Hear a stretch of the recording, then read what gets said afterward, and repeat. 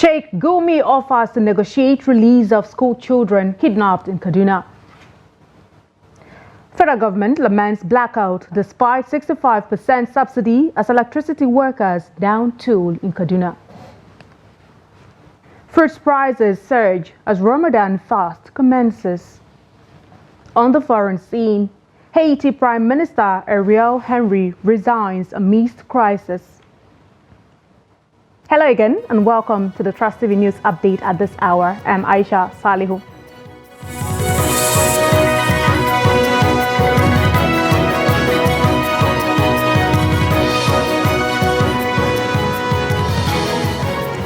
Now the news in full, and we'll begin with a security update.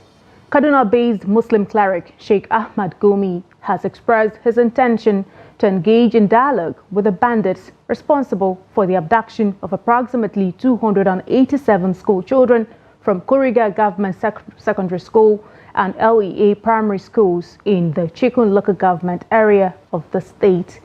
Gumi stated his willingness to negotiate in order to facilitate the release of the abducted school children, should President Bola Tinubu grant him the opportunity to do so. The prominent Islamic scholar emphasized the importance of not repeating the mistake made by former President Muhammadu Buhari, who declined to engage in dialogue with bandits.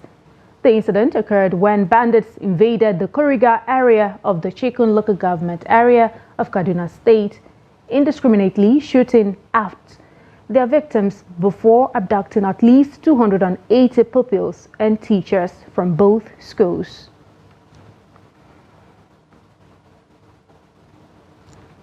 The federal government said power distributors that reject electricity allocated to them by the Transmission Company of Nigeria shall be dealt with severely going forward.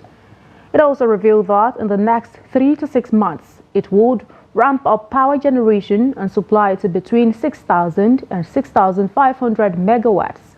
The Minister of Power, Chief Adebayo Adelabu, who disclosed this in Abuja before commencing a meeting with heads of agencies under his ministry, also said that the federal government is subsidizing the electricity bills of consumers nationwide by about 65%.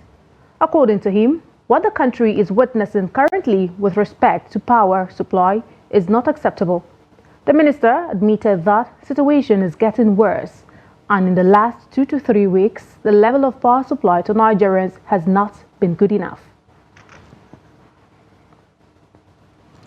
Meanwhile, the National Union of Electricity Employees Kaduna State Council has disclosed plans to embark on an indefinite strike starting at 12 midnight on Tuesday over issues concerning non-remittance of pension, promotions, among others. The union, in a notice sent to the leadership of the Nigerian Labour Congress in Kaduna and signed by the Secretary, Comrade Ado Ali, accused the management of Kaduna Electricity Distribution Company of non-remittance of pension contribution to over 3,000 staff to the RSA accounts for over 72 months. Responding, the management of Kaduna Electric, through its head, Corporation Communication, Abdulaziz Abdullahi, said the action by NUEE is completely unjustified and should be condemned by all well-meaning Nigerians. He noted that since assumption of office in January 2024, the administrator has demonstrated willingness to work with the unions to move Kaduna Electric forward. The Benue State government says it is set to establish its own power plant in order to boost socio-economic development in the state. The idea was conceived by the Benue Investment and Property Company following the federal government's recent assent to a bill granting state governments access to own and manage the electricity companies. The managing director of BIPC, Raymond Asimakaha, who made this known at a meeting with a delegation of Remedy Earth, our BIPC corporate headquarters in Makurdi, requested the electricity company to set up a pilot plant in the state.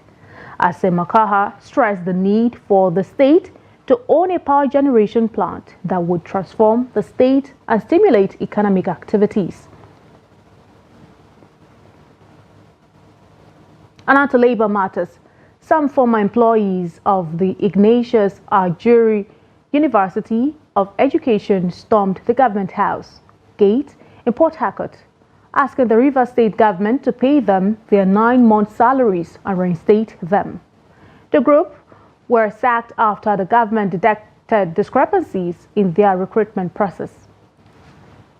During the protests, the former employees expressed grief and anger at the manner their employments were terminated without getting paid throughout the 9 months they were engaged.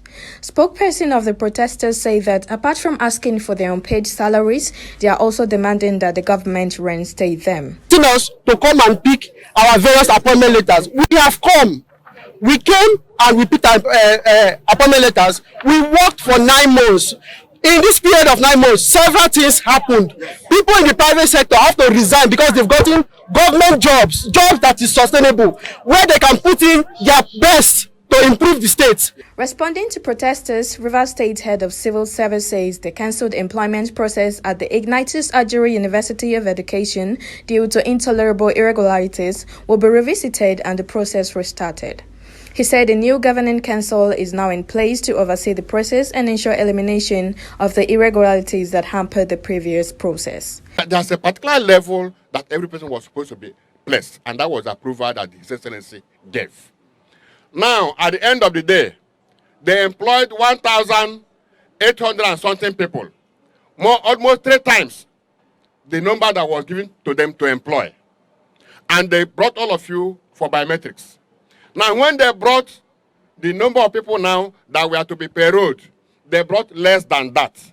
The head of service urged the protesters to organize themselves properly so that it will be easy to interface with them when the employment process recommences, because only qualified persons will be employed within the stipulated number.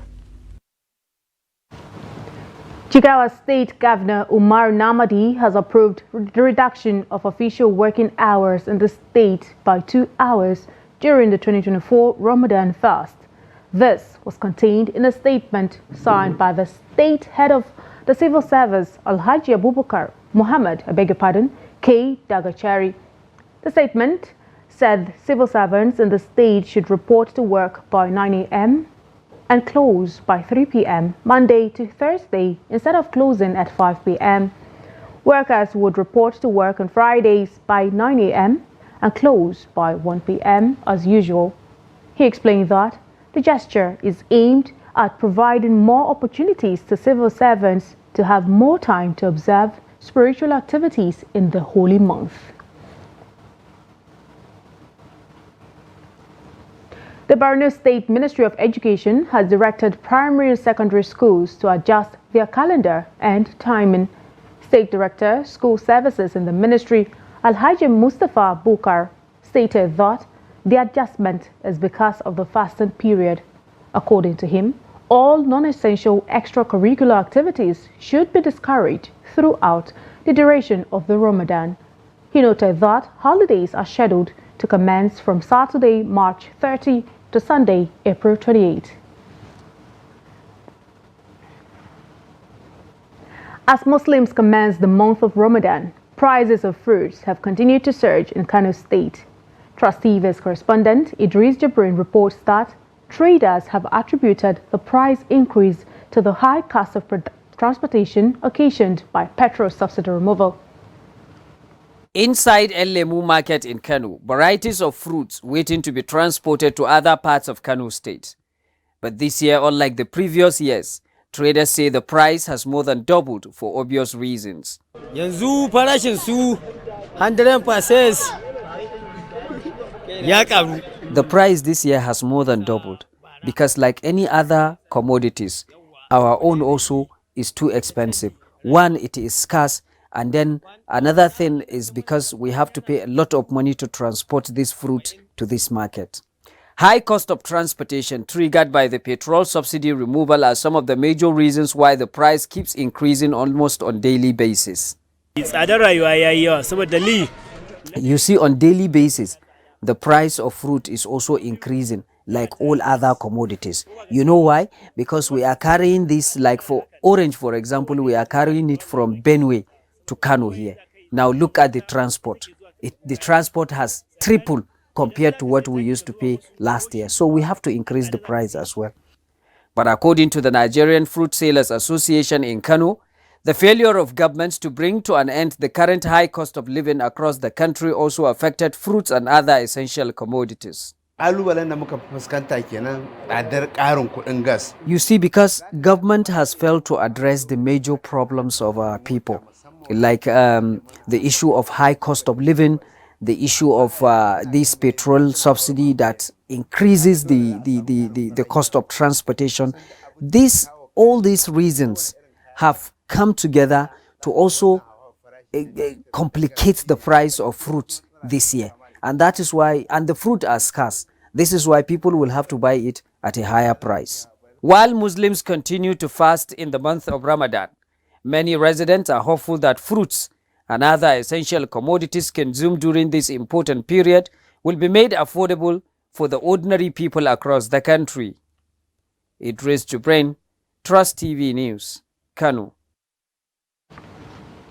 The Borno State Police Command has donated food palliatives to the Police Wives Association and Late Police Wives Association in commemoration of the 2024 International Women's Day.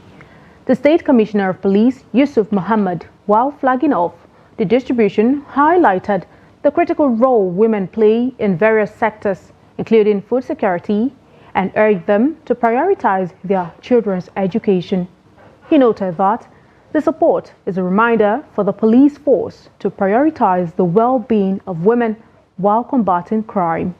The chairperson of the POWA chapter, Zara Umar, said the gesture aims to improve the welfare of the police wives and widows. She acknowledged that the decade-long insurgency in Borno has hampered POWA's activities due to security concerns targeting police personnel.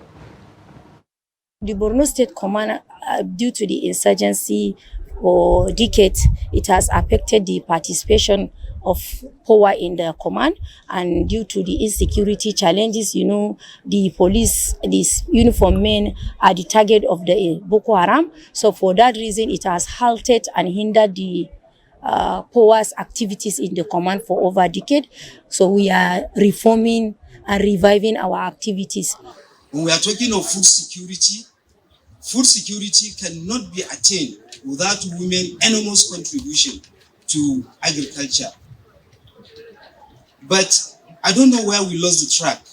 We decided, either because of some cultural inhibition, some parochial thinking, some traditional practices, we tried to put the women at the background. But today, the world is wiser.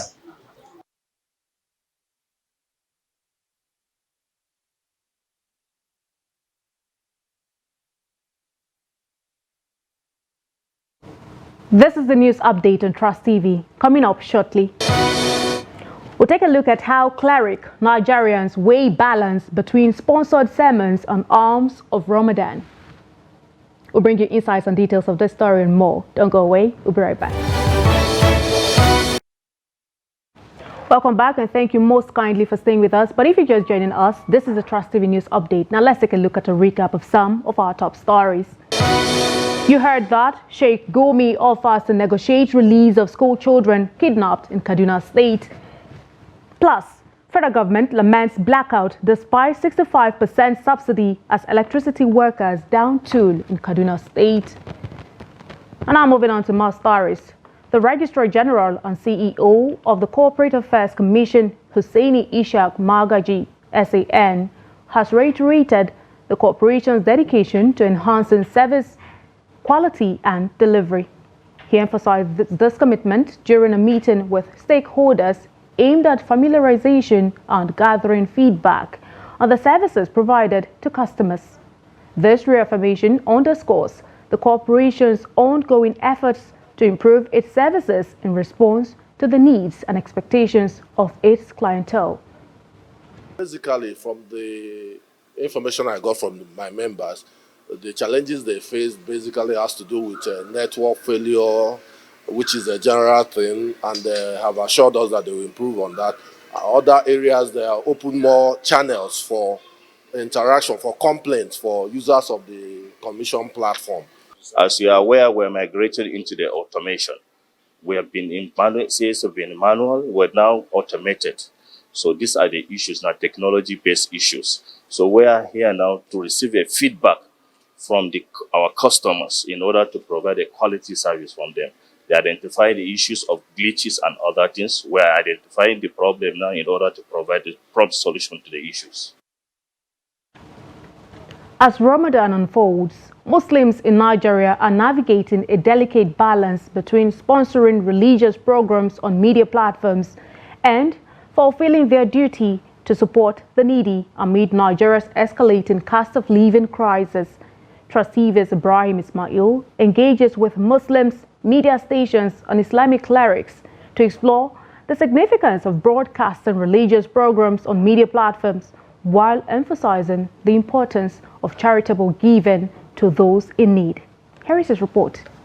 The recitation of the Holy Quran and Tafsir holds significant rewards, particularly during the month of Ramadan. Likewise, providing sustenance to the needy is highly esteemed in Islam, carrying its own special rewards. However, with the current surge in food prices across the country, a debate has emerged regarding the allocation of funds designated for Islamic programs on radio and television during Ramadan. Some argue for redirecting these funds towards the distribution of food materials to the needy. Residents of Abuja interviewed by Trust TV expressed varying perspectives on this issue, reflecting the complexity of balancing religious obligations with the pressing needs of the community. With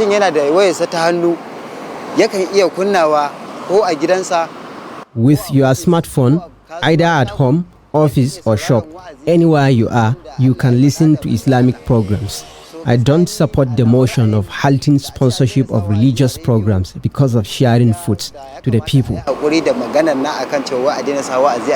Sudan, listening to the Malan, what the Malan was talk is good to sit down and read. Only sit down and read Quran. You understand, ma? To sit for months and read Al-Quran. God reward you for that one. While most of the respondents believe sponsorship of religious programs on media platforms are important, others emphasize the need to feed the needy to cushion the effects of the current cost of living crisis in the country. If people are hungry, it will be difficult for them to even understand the concept of the Islam. So instead of rich men to use the money they have, billions or millions of naira, in going into radio and television to propagate Islam, I'm not saying they should not do that, but they should use maybe greater percentage of that money to feed those masses. Sponsorship of tafsir in the media is very important. There is a lot of reward for that. But the masses should be considered and be supported with food. Both the two are good. Broadcast stations who earn a lot of revenue from the sponsorship of religious programs say they also contribute their income to support families through payments of salaries to their staff who are members of the society. Sponsoring tafsirs at media stations goes a long way because you're not just paying the station, but you're paying the staff of the station. Because if the station is paid, the staff of the station gets to eat. Beyond the media debate surrounding the sponsorship of Islamic programs or channeling the money to support the needy, Islamic clerics say both are two sides of the same coin. If you can do the two, it's better. It is about feeding. When you feed somebody, you are feeding him physically. But when you educate him and enlighten him, then you are feeding his soul. Based on the insight provided by Islamic cleric Sheik Nuru Khalid and the recent viewpoints of respondents, it becomes evident that by embracing this middle ground, it is possible to uphold both the principle of Islamic charity and the dissemination of religious knowledge via mass media channels. Ibrahim Ismail, Trust TV News, Abuja. President Bola Tinubu on Monday flagged off the Food Security and Agricultural Mechanization Program in Niger State. While speaking in Mina, Niger State capital, the president emphasized that his administration remains committed to ensuring food sufficiency and protecting local industries for sustainable economic growth. The project, an initiative of the Niger State government, is for the deployment of cutting-edge agricultural machinery and technology for large-scale agro-value chain development in the state. Speaking at the inauguration, President Tinubu said the event represents another step in the food security and agricultural mechanization agenda, declaring that Nigeria must enhance its capacity to feed its people and have enough for export. In a statement signed by Special Advisor to the President, Media and Publicity Ajorin Galale, President Tinubu also urged subnational governments as an immediate intervention measure to implement wage awards in their states to complement the efforts of the federal government in easing the burden of citizens, pending when the minimum wage is increased. Bago and I, specifically, and others too are working, have signed, an agreement that Bago being the biggest state in the country, me being the smallest state in the country, and has the largest population, we are tied together in the hip, because whatever he produces, we must feed the people in Lagos. For us, agriculture is key to our commitment to addressing the challenges in critical sectors of our economy, and we shall seize every opportunity for the attainment of the growth and engender prosperity for the people of our beloved state and by extension, our dear country, Nigeria. We must care for people. We must rearrange our farming population, including livestock program. On the international scene, Haiti's Prime Minister Ariel Henry has resigned, signaling a significant development in the country's fraught political landscape. The move follows a gathering of Caribbean nations, United Nations representatives and delegates from countries like France and the United States in Jamaica, aiming to find a solution to Haiti's pressing issues. However, Henry found himself stranded in Puerto Rico, unable to return to Port-au-Prince, where he engaged with CARICOM members remotely. The country faces escalating turmoil as criminal gangs tighten their grip on Port-au-Prince, controlling up to 90% of the capital. Haiti's political landscape has been marred by instability since the assassination of President Jovenel Moise in 2021, with no subsequent elections held since 2016. Still on the foreign scene, Rwanda's President Paul Kagame has confirmed his readiness to engage in talks with Felix Tshisekedi, President of the Democratic Republic of the Congo, in order to tackle the ongoing crisis in Eastern Congo. This announcement follows mediation efforts led by the Angolan government, with President João Lourenço serving as the African Union's mediator in the DR Congo crisis. The agreement was reached after a meeting held in Luanda, Angola's capital, between President Kagame and President Lourenço. This development comes in the wake of escalating tensions in eastern DR Congo, where clashes between M23 rebels and Congolese forces have resulted in the displacement of over 100,000 people. And in sports, Nigeria's weightlifters on Monday showed class and dominance as they won all the 9 gold medals on display on day 3 of the weightlifting event at the ongoing 2023 Africa Games in Ghana.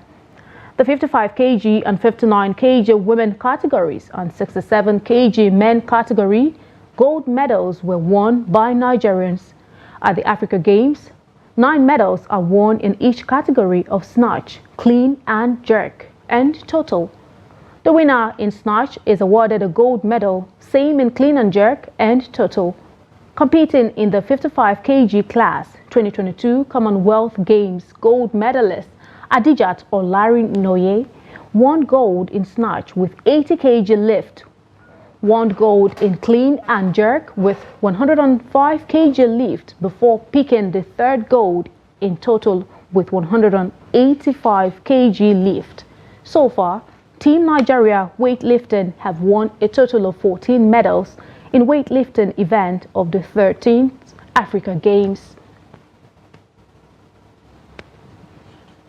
With that, we've come to the end of the news update at this hour. But remember, you can always follow us across all of our social media platforms and also join our YouTube live stream for more news, programs, and documentary. I'm Aisha Saliu. Thank you so much for watching. Join us again.